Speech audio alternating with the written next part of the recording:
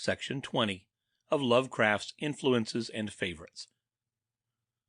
The Willows by Algernon Blackwood, Part 4. It's the Willows, of course. The Willows mask the others, but the others are feeling about for us.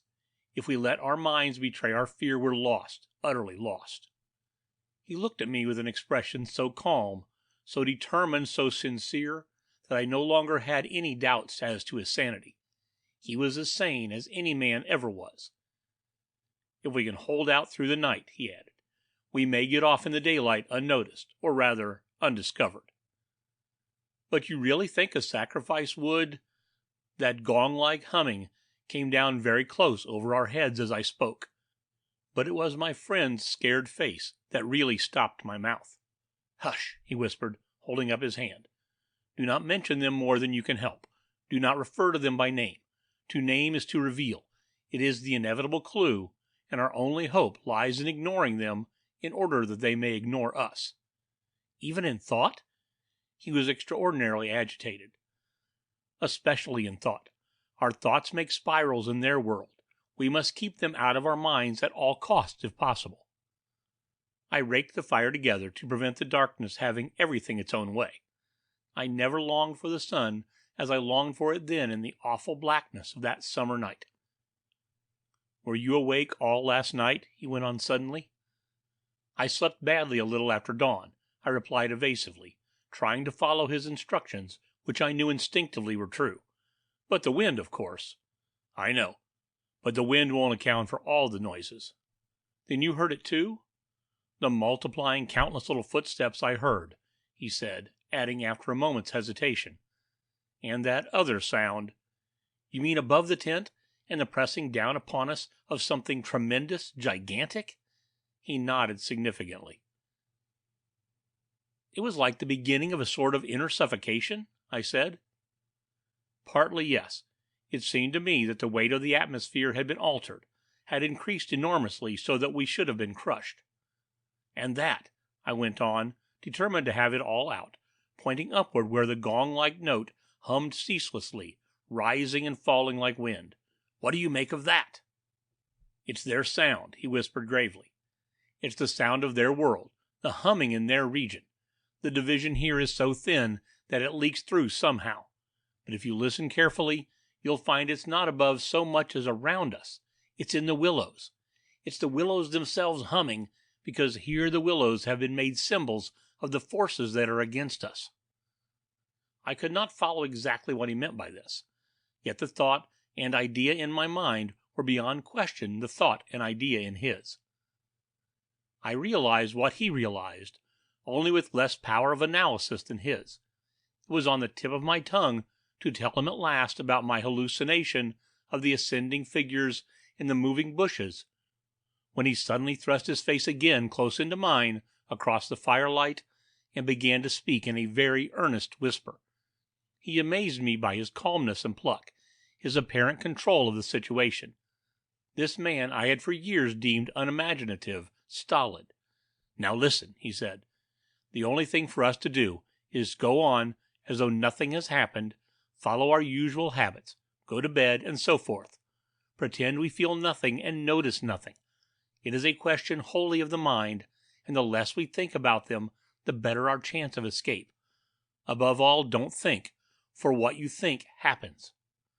All right, I managed to reply, simply breathless with his words and the strangeness of it all. All right, I'll try. But tell me one more thing first. Tell me what you make of those hollows in the ground all about us, those sand funnels. No, he cried, forgetting to whisper in his excitement. I dare not, simply dare not put the thought into words. If you have not guessed, I am glad. Don't try to. They have put it into my mind. Try your hardest to prevent their putting it into yours. He sank his voice again to a whisper before he finished, and I did not press him to explain. There was already just about as much horror in me as I could hold. The conversation came to an end, and we smoked our pipes busily in silence. Then something happened, something unimportant apparently, as is the way of when the nerves are in a very great state of tension, and this small thing for a brief space gave me an entirely different point of view. I chanced to look down at my sand shoe, the sort we used for the canoe, and something to do with the hole at the toe suddenly recalled to me the London shop where I had bought them, the difficulty the man had in fitting me, and the other details of the uninteresting but practical operation. At once in its train followed a wholesome view of the modern skeptical world I was accustomed to move in at home. I thought of roast beef and ale, motor cars, policemen, brass bands, and a dozen other things that proclaim the soul of ordinariness or utility. The effect was immediate and astonishing even to myself. Psychologically, I suppose, it was simply a sudden and violent reaction after the strain of living in an atmosphere of things that to the normal consciousness must seem impossible and incredible. But whatever the cause, it momentarily lifted the spell from my heart, and left me for the short space of a minute feeling free and utterly unafraid. I looked up at my friend opposite.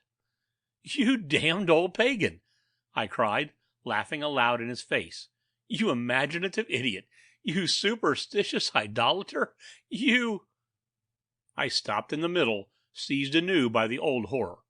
I tried to smother the sound of my voice as something sacrilegious. The Swede, of course, heard it too, the strange cry overhead in the darkness, and that sudden drop in the air as though something had come nearer. He had turned ashen white under the tan. He stood bolt upright in front of the fire, stiff as a rod, staring at me. "After that," he said in a sort of helpless, frantic way, "we must go. We can't stay now. We must strike camp this very instant and go on, down the river." He was talking, I saw, quite wildly, his words dictated by abject terror, the terror he had resisted so long, but which had caught him at last. "In the dark?" I exclaimed, shaking with fear after my hysterical outburst, but still realizing our position better than he did. "Sheer madness!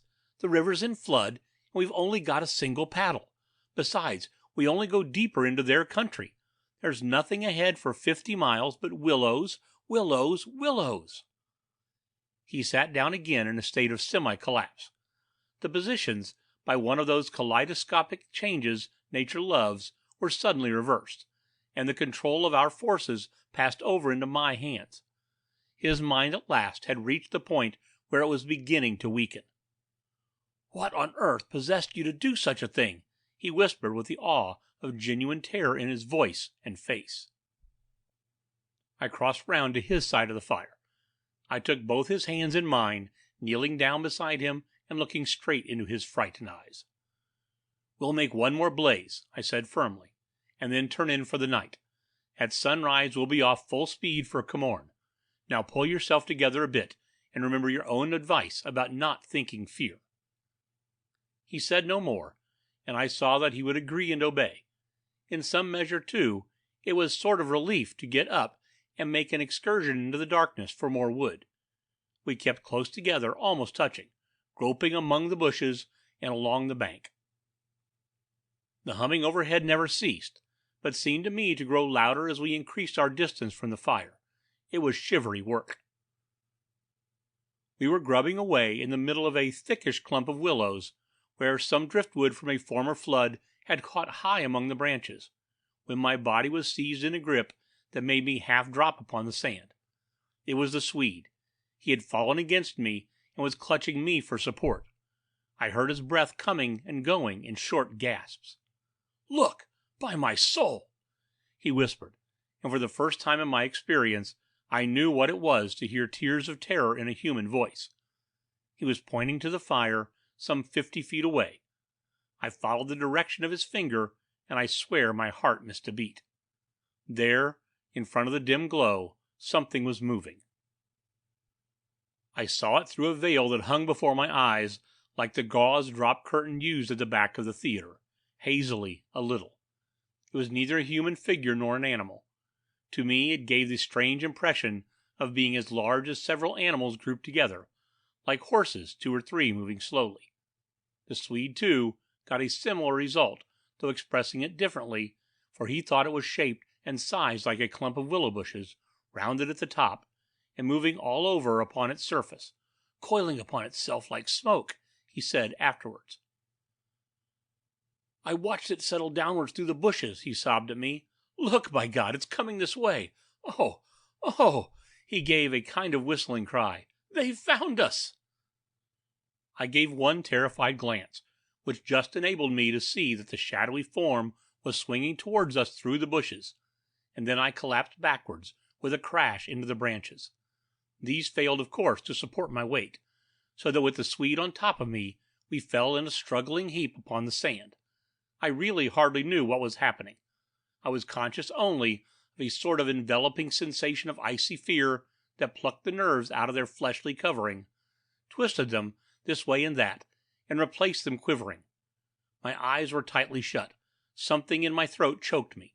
A feeling that my consciousness was expanding, extending out into space, swiftly gave way to another feeling that I was losing it altogether and about to die. An acute spasm of pain passed through me, and I was aware that the Swede had hold of me in such a way that he hurt me abominably. It was the way he caught at me in falling. But it was the pain, he declared afterwards, that saved me. It caused me to forget them and think of something else at the very instant when they were about to find me. It concealed my mind from them at the moment of discovery, yet just in time to evade their terrible seizing of me. He himself, he says, actually swooned at the same moment, and that was what saved him. I only know that at a later date, how long or short is impossible to say, I found myself scrambling up out of the slippery network of willow branches, and saw my companion standing in front of me holding out a hand to assist me. I stared at him in a dazed way, rubbing the arm he had twisted for me. Nothing came to me to say, somehow. I lost consciousness for a moment or two, I heard him say. That's what saved me. It made me stop thinking about them. You nearly broke my arm in two, I said, uttering my only connected thought at the moment. A numbness came over me. That's what saved you, he replied. Between us, we've managed to set them off on a false track somewhere. The humming has ceased. It's gone, for the moment at any rate. A wave of hysterical laughter seized me again, and this time spread to my friend too. Great healing gusts of shaking laughter that brought a tremendous sense of relief in their train. We made our way back to the fire and put the wood on so that it blazed at once. Then we saw that the tent had fallen over and lay in a tangled heap upon the ground. We picked it up, and during the process tripped more than once and caught our feet in sand. It's those sand funnels, exclaimed the Swede when the tent was up again and the firelight lit up the ground for several yards about us. And look at the size of them. All round the tent, and about the fireplace where we had seen the moving shadows, there were deep, funnel-shaped hollows in the sand, exactly similar to the ones we had already found over the island, only far bigger and deeper, beautifully formed, and wide enough in some instances to admit the whole of my foot and leg. Neither of us said a word. We both knew that sleep was the safest thing we could do, and to bed we accordingly went without further delay, having first thrown sand on the fire and taken the provision sack and the paddle inside the tent with us. The canoe, too, we propped in such a way at the end of the tent that our feet touched it, and the least motion would disturb and wake us. In case of emergency, too, we again went to bed in our clothes, ready for a sudden start. It was my firm intention to lie awake all night and watch, but the exhaustion of nerves and body decreed otherwise, and sleep after a while came over me with a welcome blanket of oblivion. The fact that my companion also slept quickened its approach.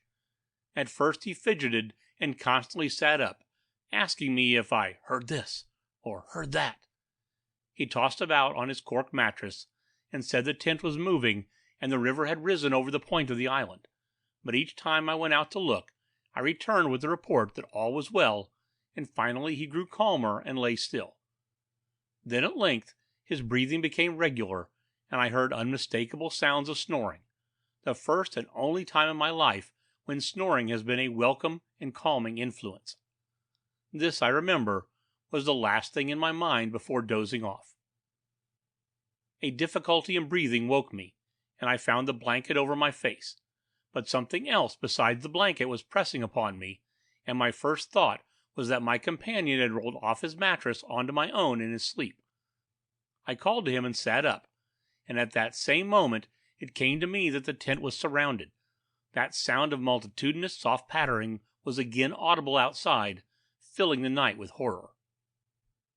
I called again to him louder than before. He did not answer, but I missed the sound of his snoring, and also noticed that the flap of the tent was down. This was an unpardonable sin. I crawled out in the darkness to hook it back securely, and it was then for the first time I realized positively that the Swede was not here. He had gone. I dashed out in a mad run, seized by a dreadful agitation, and the moment I was out I plunged into a sort of torrent of humming that surrounded me completely and came out of every quarter of the heavens at once. It was that same familiar humming gone mad. A swarm of great invisible bees might have been about me in the air. The sound seemed to thicken the very atmosphere, and I felt that my lungs worked with difficulty. But my friend was in danger, and I could not hesitate. The dawn was just about to break, and a faint whitish light spread upwards over the clouds from a thin strip of clear horizon. No wind stirred. I could just make out the bushes and river beyond, and the pale sandy patches. In my excitement I ran frantically to and fro about the island, calling him by name, shouting at the top of my voice the first words that came into my head. But the willows smothered my voice, and the humming muffled it, so that the sound only traveled a few feet around me. I plunged among the bushes, tripping headlong, tumbling over roots, and scraping my face as I tore this way and that among the preventing branches. Then, quite unexpectedly, I came out upon the island's point and saw a dark figure outlined between the water and the sky. It was the Swede, and already he had one foot in the river. A moment more and he would have taken the plunge. I threw myself upon him, flinging my arms about his wrist and dragging him shoreward with all my strength.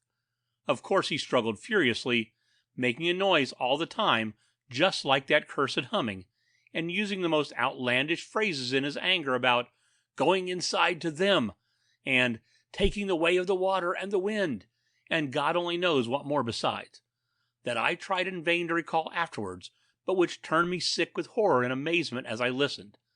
But in the end, I managed to get him into the comparative safety of the tent, and flung him breathless and cursing upon the mattress, where I held him until the fit had passed.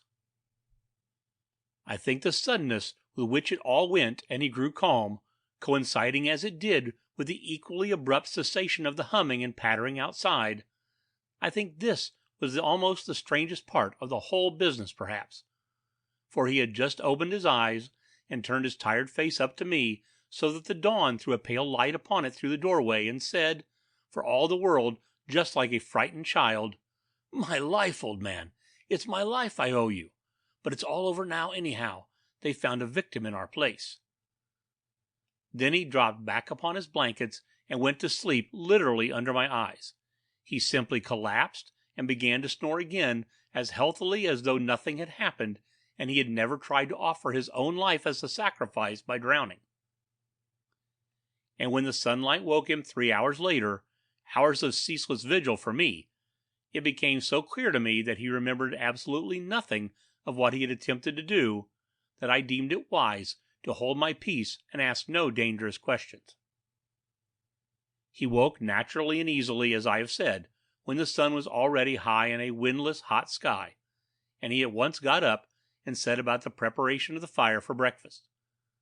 I followed him anxiously at bathing, but he did not attempt to plunge in, merely dipping his head and making some remark about the extra coldness of the water. "River's falling at last," he said, "and I'm glad of it." "The humming has stopped too," I said. He looked at me quietly with his normal expression. Evidently he remembered everything except his own attempt at suicide.